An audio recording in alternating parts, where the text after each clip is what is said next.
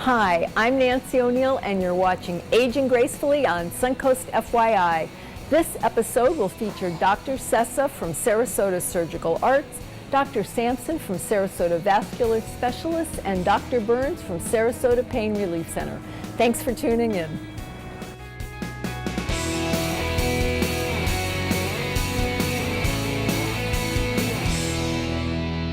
Dr. Sessa joins us today to go over the Brazilian butt lifts and who can benefit from such a procedure. Hi, Doctor. Welcome. Nice to see you again. Thanks. Thank you. Nice to be back. Yeah. So, can you tell us what a Brazilian butt lift is? Sure. Yeah, it's a fancy name for just basically doing a large liposuction procedure and creating great contours and injecting that fat to plump up people's bottoms. Now, where do you get the fat from? Yeah, so all over. So the main reason why we do this procedure is to help with the contour on the backside. Everyone's always concerned with the front, but this procedure gained a lot of popularity in South America. South America, Brazil especially, of course, they're infatuated with the aesthetic of the buttock. So, you know, the aesthetic of a beautiful bottom, if you will, is round, sort of slightly wide, of course lifted. But the thing that's important is it comes in at the waist. So you need, in order to get that sort of hourglass figure, most people are shaped very square, a very square shape. So this procedure is performed in order to remove the fat in the waist, specifically in the back, to create that nice sort of hourglass point. And then as you come out towards the hips and the bottom, everything sort of rounds out. And the thighs and legs sort of aid as pillars to that bottom. And, you know, this is a very common procedure that's performed these days because they've gotten very, very popular because of people like Kim Kardashian and some of the other stars that are out there, Nicki Minaj. So, you know, they all have these sort of voluptuous bottoms, and it's gotten a lot of attention. And in the last 5 years, it's seen an explosion in the popularity of this type of procedure. But it's a great procedure because it's lipo, so you're getting this permanent result from removing the fat and contours, and then, of course, enhancing the contour of your bottom. So you have multi benefits from this. I mean, I think it sounds like a home run, actually. Yeah, it's super high satisfaction rate with patients that are motivated to do this sort of procedure. And age range on this, can anyone have it done? Yeah, I've done it on 25-year-olds, I've done it on 70-year-olds. So it really depends on where you are. A lot of people are like, you know, I had my children and I've always had a flat bottom, I've always had these love handles. I want to, you know, I want to fit into my jeans, you know, I want to have a voluptuous bottom. It's a great procedure. And how long does something like this take? Because you have it done in your facility, in your clinic. This is purely outpatient procedure to be performed. Generally, it takes an hour to 3 hours, depending on the volume of fat that's going to be removed and injected. But generally, you know, 3-4 days of some mild soreness when you sit down. Right, exactly. But there are certain things that you could do, like leaning forward, certain pillows you could use, certain orthotic things to help with that. But generally about a week or so of some mild soreness in your bottom. And then generally everything sort of contracts from the lipo over the course of 6 weeks or so. Now, with any type of fat procedure where you're transferring fat and moving volumes around, you always lose a little bit of that. Probably generally about 40% of the fat just sort of dissolves, your body breaks it down and it loses its vascularity and your body just absorbs it and metabolizes it. But that's a very, very small percentage. And generally, we usually overbulk by 15 to 20% to correct for that. Anticipating that. Yeah. So when somebody, again, goes home, like you said, the sitting down situation, I mean, is it uncomfortable to sit? Can they sit? I mean, what's that kind of feel like? Yeah. So You know, from what I've understand from my patients, because I see them very regularly after the procedure, a lot of them tend to stand quite a bit. But when they do sit down, I tell them don't lean back. So lean forward, sit on the backs of your thighs rather than your actual bottom. Because it'll be uncomfortable. Just the pressure of it will be uncomfortable. But it's extraordinarily well tolerated. Very, very low risk of complications with this type of surgery. It's very safe. Okay, wonderful.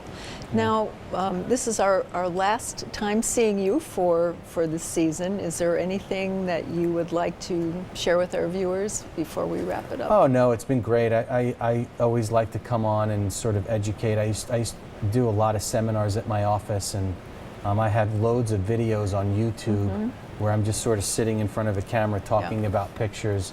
And I just enjoy this sort of thing because I think that once people are educated about these things, it sort of loses its, just like anything, right? Once you learn about something, you're not fearful of it as much.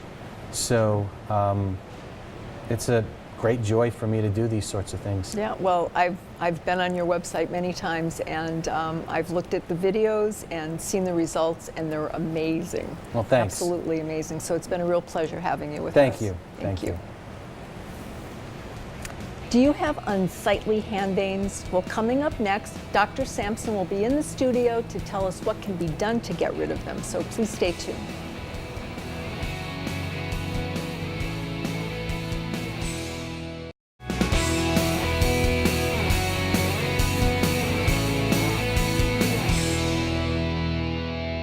Returning to the studio from Sarasota Vascular Specialists is Dr. Sampson to talk about aortic aneurysms. Hello, doctor. Hi. Feels like we're old friends. Yes, I like Mm-hmm. that. I like that. Can you tell us what aneurysms are? Is there a number of different types of aneurysms? There are a number, so I'm going to be talking about one specific type. But an aneurysm is any bulging of an artery. So we've spoken about arteries that take blood away from the heart. They're normally just narrow tubes. When they weaken, they blow out like a balloon. So an aneurysm is a ballooning of an artery.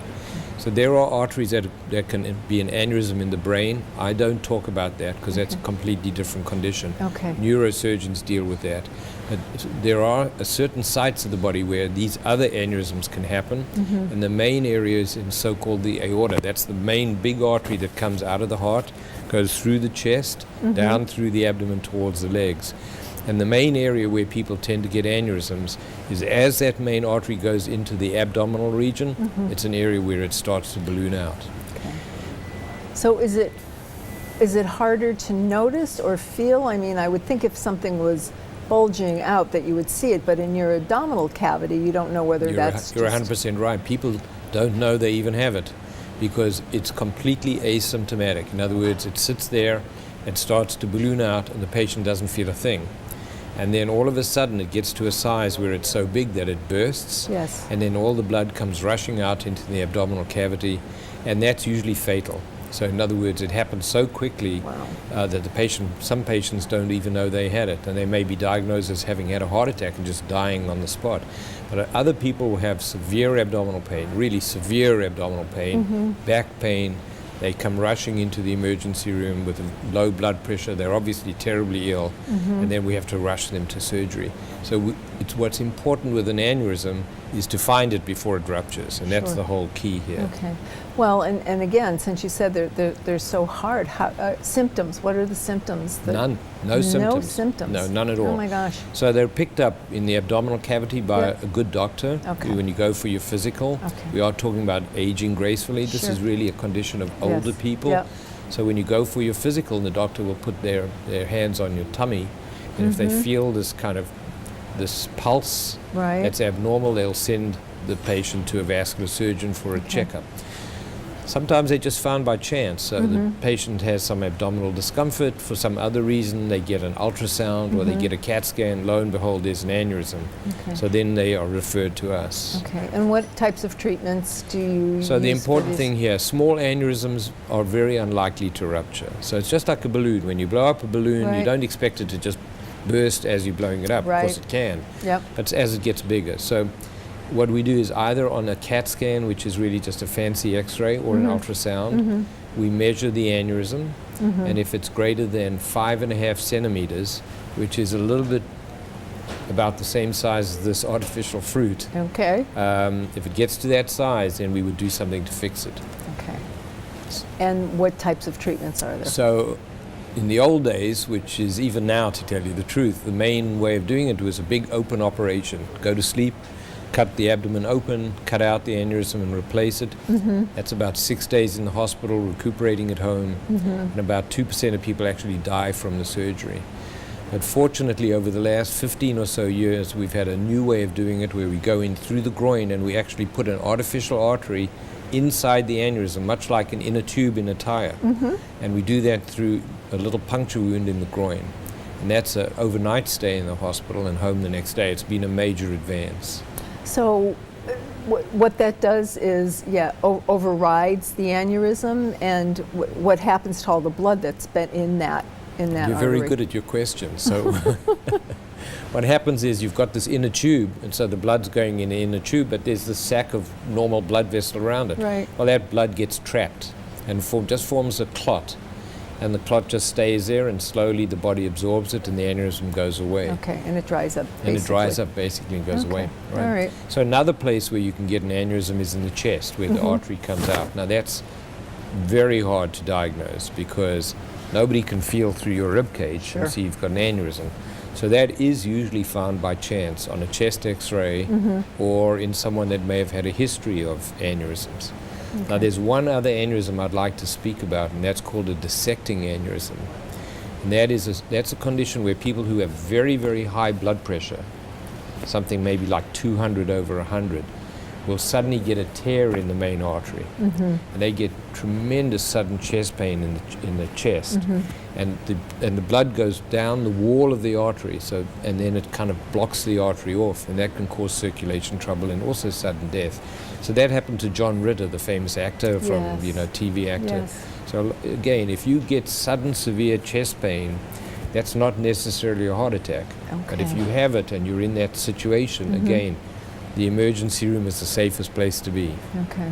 And again, go to a specialist because not all physicians, surgeons are able to treat aneurysms. Most aneurysms are treated by vascular surgeons. There are some other specialists that get involved with it, but usually the people that do the most of these are so-called vascular surgeons that are board certified by the American Board of Surgery with special qualifications in vascular surgery.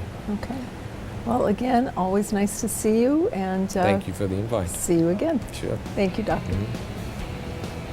Tune in next week to hear more from Dr. Sampson, and stay close. Aging Gracefully will return after the break.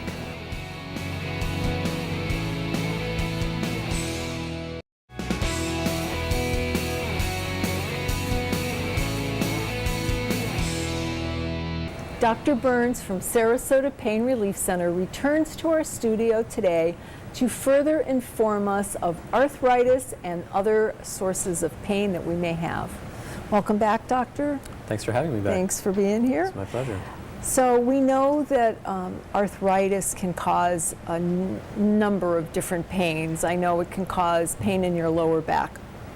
Are there treatments for that? Yes, there is. One very successful treatment is a procedure called a radiofrequency ablation or denervation or rhizotomy. It has a couple different names, but the basic gist of it is the nerves are destroyed to provide pain relief from those joints that are arthritic and causing the pain. Okay, so that would be after you've tried injections to help your pain, ease your pain, and if that didn't work, you'd go on to the... Yes, that's correct. Okay. First we do what's called a diagnostic block or a diagnostic medial branch block. And what that entails is injecting some anesthetic or a numbing agent where that nerve is along your spine where the joint is. And it serves a diagnostic purpose to identify the pain generator as that joint. Okay. So typically patients get that procedure done and we give them a pain diary, and they keep track of their pain for the few hours that the anesthetic is actually working. And they can see if their pain has gone from like an 8 down to a 4 or a 9 down to a 0. We see how successful the block actually is. And if they do well with it, then we can go back on a different day and burn the nerves and get them longer lasting benefit and relief. Okay, but this procedure works typically from your neck all the way down to your lower back. Correct. The Okay. facet joints are the connecting joints between the vertebral bodies of your spine. Okay, and what are those? Those are the bones that build your spine. Okay. And they interact with each other through these joints. They're not really designed to hold weight. Sometimes when the discs start to break down and as everyone gets older, the arthritis starts to manifest in there. And this procedure can be done in your neck and in your low back and everything in between. So Okay. it can be very, very effective. All right, so when you go in and you first have your injections, do you inject into a number of places along the spine and the neck? Or if somebody comes in and it's just a lower back, then that's where you focus on? I mean, how do you know where to treat? Usually when I examine someone, I press on their spine or in their painful area and try to determine what levels may be involved. And then we take the procedure from there and go to specific spots where the joints are and block those specific nerves. Okay. And how painful are the injections? Usually the procedure has a local anesthetic and people tolerate that pretty well. Injecting the actual anesthetic at where the nerve is doesn't usually cause too much pain. A lot of times people get sedation, which is fine. And for the actual ablation or the destruction of the nerves, that's a bit more painful. But usually we were able to numb that area before we do it, and people tolerate it very well. Okay. So when you have the injections, because you don't necessarily have to have the ablation done, you might just be able to have the injections depending on how severe the pain is?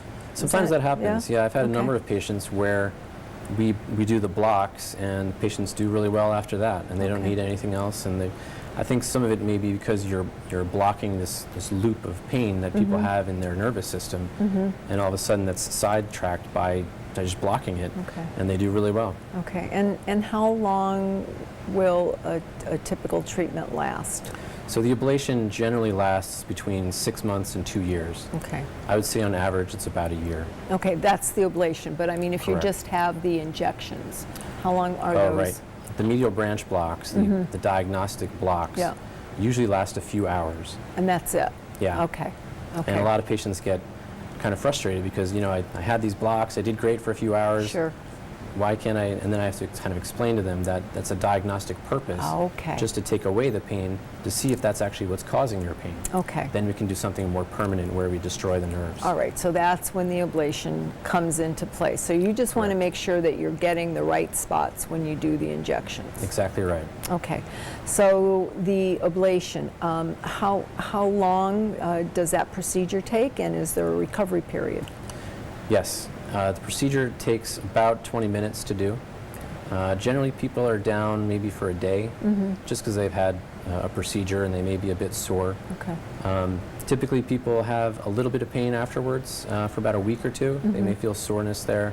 Generally, try to tell people to take it easy, but that's about it usually. And sometimes people get an area of numbness or a patch of burning in that area, like a sensation. That usually goes away in a few days. Okay, would be considered a side effects, or there were other side effects from this No, procedure? that's pretty much the only side effect that happens. Okay, and again, is this something that's permanent once you have it done? Unfortunately, no. The nerves do grow back, and it takes them some time to grow back, usually about a year. Okay. Sometimes people get exactly the same pain that they had before. Sometimes people will get something similar to what they had before. It's not quite as severe. And other times people don't get pain back. It's rare for that to happen, to be honest, but sometimes you get lucky and people don't have any pain at all. Okay, so I mean, it's a maintenance. And as you go along and you get to the point where you feel you may need another treatment, they can come back and see you. Correct. Okay, great. Well, thank you again for all this enlightening information, and our viewers can go to your website or call you if they'd like any more information on this particular procedure. Yes, Right? yep. Okay, great. Thanks, Doctor, for being All with right. us. Thank you. Thanks for watching Aging Gracefully on Suncoast FYI. You can watch previous episodes on our website, www.snntv.com, under Programming. Tune in next week for more tips on how to live a longer, healthier life. Thanks so much for being with us.